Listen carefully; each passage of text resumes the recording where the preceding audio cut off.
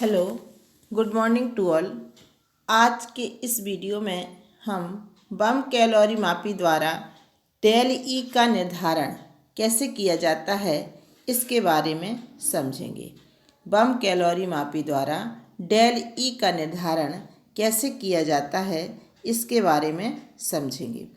Okay, तो क्या है कि चूँकि डेल ई आंतरिक ऊर्जा परिवर्तन है जो कि स्थिर आयतन पर ऊष्मा के बराबर होता है। स्थिर आयतन पर ऊष्मा या स्थिर आयतन पर होने वाली अभिक्रियाएं बम कैलोरी मापी में कराई जाती हैं, क्योंकि यह कैलोरी मापी जो है उच्च दाब सहन कर सकता है। बम कैलोरी मापी उच्च दाब सहन कर सकता है।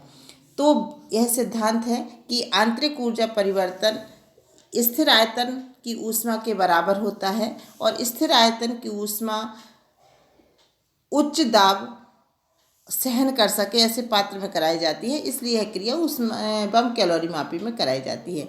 अब इसकी संरचना देखेंगे। इसकी संरचना में क्या होता है, एक यह अंदर की तरफ यह एक स्टील का पात्र है। यह कैसा है? स्टील का पात्र है।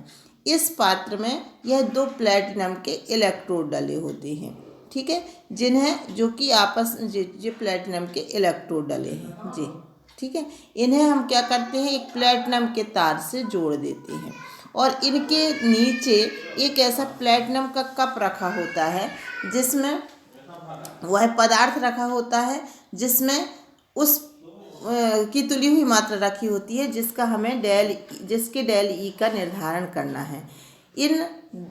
अब इस पात्र को हम उठा करके एक ऐसे पात्र में रख देते हैं जी। क्या है, देखिए एक बार फिर से, यह क्या है, एक स्टील का पात्र है जी।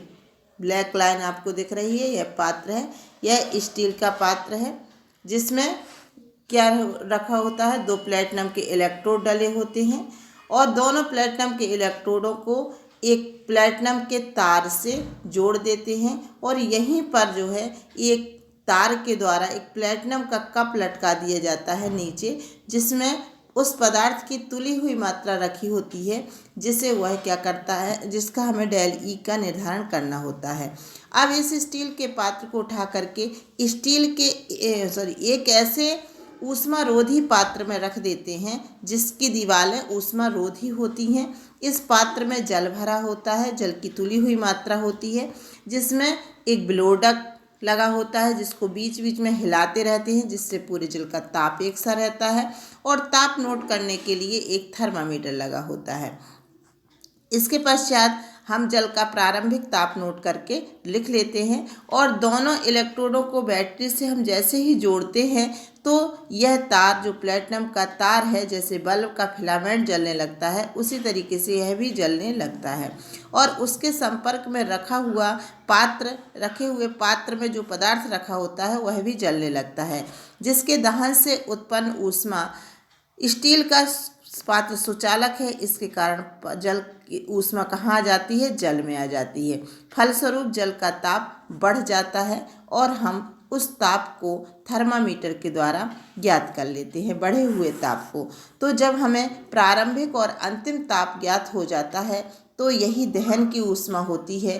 अंतिम ताप से प्रारंभिक ताप को घटा देने से हमें दहन की ऊष्मा ज्ञात हो जाती है। तो यह संरचना और कार्यविधि है। इसके पश्चात इसमें हम जब डेल ई ज्ञात हो जाता है या दहन की ऊष्मा ज्ञात हो जाती है तो हम आंतरिक ऊर्जा परिवर्तन की गणना किस प्रकार कर लेते हैं इसको मैं आपको आगे बताती हूँ।